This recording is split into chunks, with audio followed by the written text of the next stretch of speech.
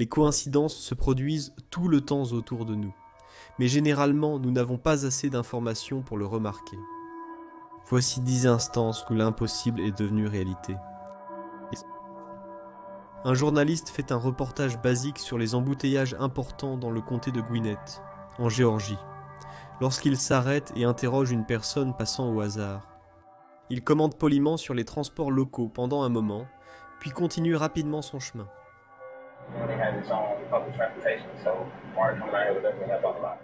Le journaliste est plus tard contacté par la police pour un interrogatoire urgent.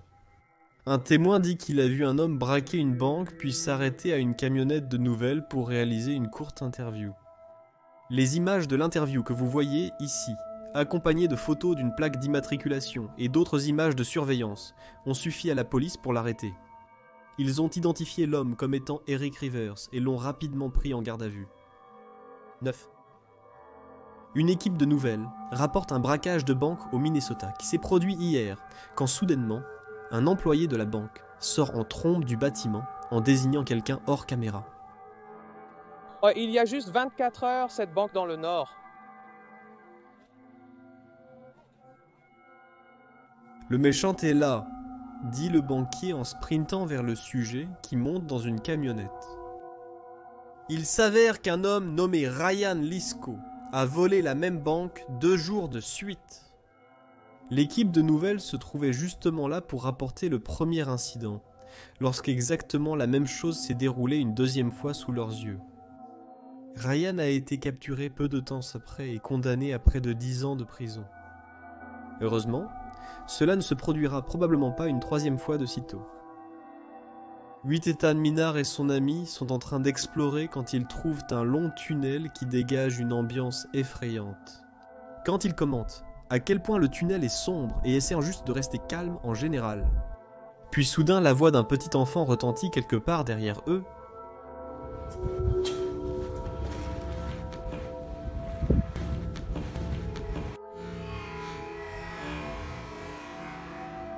Le timing de cette voix effrayante d'un petit enfant est une coïncidence curieuse et morbide. Elle dit simplement « bonjour au bon moment » pendant une pause dans leur conversation.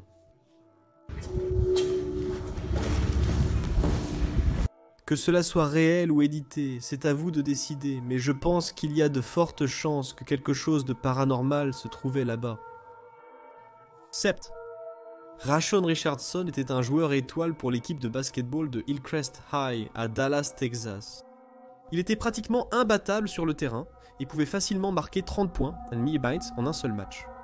Sa réputation légendaire en tant qu'athlète étoile a grandi pendant 9 mois, jusqu'au jour où tout le monde a découvert la vraie raison pour laquelle il était tellement meilleur que tout le monde. Rashon joue un autre match presque sans faute, quand l'entraîneur de l'autre équipe le reconnaît d'il y a longtemps. Le souvenir est flou, mais ensuite, cela lui revient. Il se souvient clairement avoir entraîné cet étudiant il y a 7 ans. Il alerte immédiatement l'école à propos de la situation. Il s'avère que Rashon Richardson est en réalité un homme adulte nommé Sidney Gilstrap Portley. Il a 25 ans et fait maintenant face à de nombreuses accusations pour s'être inscrit faussement dans un lycée, y compris des crimes graves découlant de sa prétendue petite amie de 14 ans, qui malheureusement n'avait aucune idée de son véritable âge et de son identité à l'époque.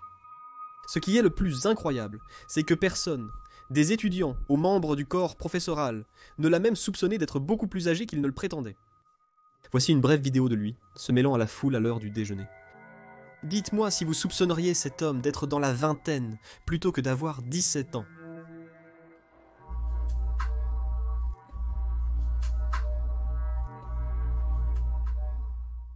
Quoi qu'il en soit, si par hasard il n'avait pas joué un match contre son ancienne équipe de lycée, Sidney aurait très bien pu rester à l'école jusqu'à ce jour. Après tout, il n'était pas censé obtenir son diplôme de Hillcrest avant l'année 2020. Cela fait réfléchir sur la possibilité qu'un jour, quelque chose de similaire soit découvert à propos d'un étudiant de votre école. Quelle coïncidence ce serait. Si Christina Carr est toute seule dans son vieux grenier au New Jersey, mais elle a l'impression d'être constamment observée. Elle invite tout ce qui se cache dans les ombres à se faire connaître. Y a-t-il quelqu'un ici avec moi? Il ne faut pas longtemps avant qu'elle obtienne une réponse.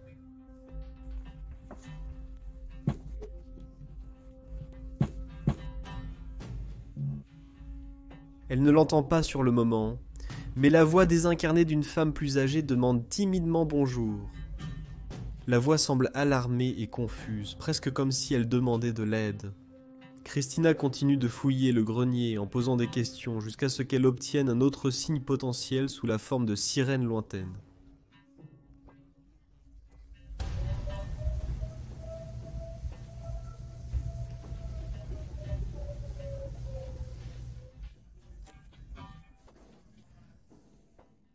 Faites-moi savoir si vous pensez que cette alarme était juste une coïncidence ou si vous pensez qu'une présence paranormale essayait en quelque sorte d'avertir Christina de rester à l'écart du grenier. Numéro 5. Good Morning America était en train de terminer leur segment quotidien lorsque la co-animatrice Robin Roberts n'a pas pu s'empêcher de remarquer une ressemblance frappante entre un suspect d'une histoire précédente et son co-animateur Josh Elliott. Tu me rappelles soudainement quelqu'un. Juste en train de regarder. À toi. Où vas-tu? Je ne pulse pas. Vas-tu, Robert? Ne me souviens pas. Bien que le co-animateur Josh et le suspect se ressemblent certainement, ce n'était pas la seule personne avec qui c'était le cas. Le journaliste original qui a rapporté l'incident ressemblait également de manière troublante au suspect, et la police veut vraiment attraper ce gars que la police recherche l'homme ressemblant à ce croquis. Bien que les cas de coïncidence où le présentateur ressemble au suspect signalé peuvent certainement être humoristiques, ils peuvent aussi être assez effrayants. Ce suspect est accusé d'avoir attaqué une femme après un incident de circulation. J'espère donc que le véritable suspect a été traduit en justice. Et je regarde toujours le ciel et je dis toujours bonjour papa.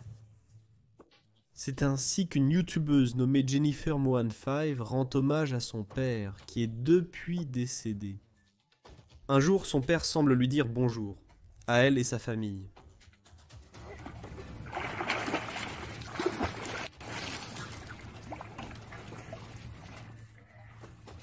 Vous pouvez voir une sphère scintillante monter et descendre au sol dès qu'elle dit bonjour à son père. Je voulais ajouter que c'est la seule vidéo paranormale sur la chaîne de Jennifer, qui se concentre par ailleurs sur le partage de moments sains en famille. Donc je ne pense vraiment pas qu'il s'agisse d'un montage vidéo. Je voulais aussi demander à tout le monde de faire preuve du plus grand respect lorsqu'ils me disent s'ils croient que c'est réel ou faux, car cela concerne le souvenir d'un être cher. Ces jumeaux sont nés dans l'Ohio pendant les années 40 et partagent une histoire incroyable remplie de coïncidences surprenantes. Ils ont été proposés à l'adoption à seulement 3 semaines et ont fini avec des noms de famille différents. L'un d'eux s'appelait Jim Springer et l'autre Jim Lewis. Mais pour éviter la confusion, je les appellerai Jim et Lewis à partir de maintenant. Donc Lewis savait qu'il avait un frère jumeau, mais Jim ne le savait pas. Avec l'aide des tribunaux, Lewis a utilisé ses papiers d'adoption pour retrouver son frère 39 ans plus tard, lorsqu'ils se sont enfin rencontrés. Ils ont vite découvert qu'ils avaient bien plus en commun que la génétique. D'accord. Donc comprenez ceci, ils ont tous deux épousé différentes femmes nommées Linda. C'est certainement étrange, mais je suppose que ce n'est pas totalement impossible. Mais par la suite, ils ont divorcé et se sont remariés chacun avec une femme prénommée Betty. Ils ont tous deux des fils, et ils s'appellent tous deux James Allen. Ils ont même donné le même nom à leur chien, Toy. Ça devient encore plus fou. Bien qu'ils ne se soient jamais rencontrés pendant la majorité de leur vie, ils travaillaient tous deux, dans les forces de l'ordre, et passaient même leurs vacances sur la même petite plage en Floride. Ils avaient même chacun un cousin distinct, nommé Larry.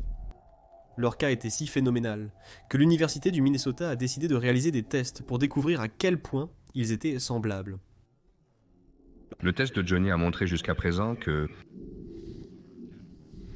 C'est comme si la même personne passait le test 2 fois. Peut-être, ils sont si proches. C'est une sensation étrange, c'est sûr. Certaines de ces tests étaient très peu susceptibles de produire les mêmes résultats aussi. Comme s'ils étaient séparés dans différentes pièces pour dessiner une image.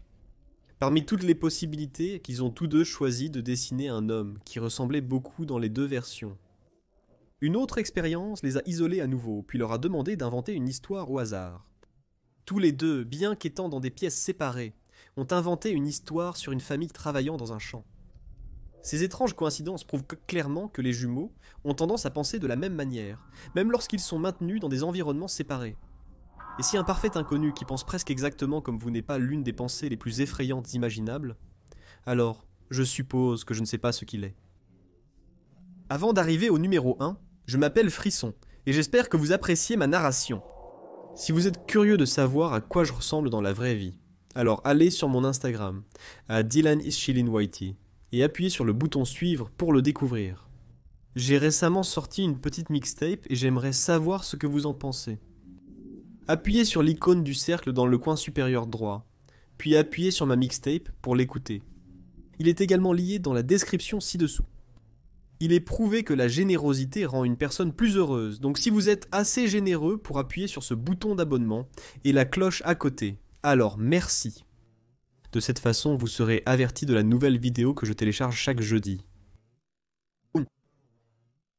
Une personne sans vie, enveloppée dans une bâche bleue, a récemment été trouvée à Camptown, en Pennsylvanie, et un journaliste local cherche des détails. Elle organise une interview avec un certain Matthew Haverly, un homme qui habite justement en face du ruisseau, où la personne a été trouvée. Il se montre complètement surpris par la situation, et nie toute connaissance de ce qui aurait pu se passer. Je n'avais aucune idée, c'est triste à dire, que c'est la fille, la mère, peu importe, de quelqu'un. Des heures plus tard, la police découvre que la personne était en fait la mère de Matthew, ce qui rend ce dernier commentaire une terrible coïncidence. Si Matthew savait auparavant que c'était sa mère qui flottait dans le ruisseau, il ne donne absolument aucune indication à ce moment-là. Il conclut l'interview en suggérant que la victime a probablement été jetée dans le ruisseau en périphérie par des tueurs professionnels. De la ville voudrait mettre un corps parce que très probablement il ne serait pas trouvé. Ces enquêteurs n'achètent pas du tout cette explication. Lors de la perquisition de sa propriété, ils découvrent, dans son abri, la même bâche bleue qui enveloppait le corps de sa mère. À ce jour, il a été accusé d'un crime capital mais n'a pas encore été condamné. S'il est reconnu coupable, cela signifie alors que, par pure coïncidence, le reporter avait inconsciemment programmé une interview avec le même homme qui avait ôté la vie de sa mère il n'y a pas si longtemps. Elle se tenait peut-être à quelques mètres seulement d'un psychopathe calme et posé sans s'en rendre compte. À une époque de surveillance mondiale toujours croissante, le Deep Web fonctionne comme le dernier bastion de la véritable confidentialité en ligne. La nature anonyme du Deep Web signifie que n'importe qui peut littéralement poster ce qu'il veut. En d'autres termes, il n'y a pas de règles ici.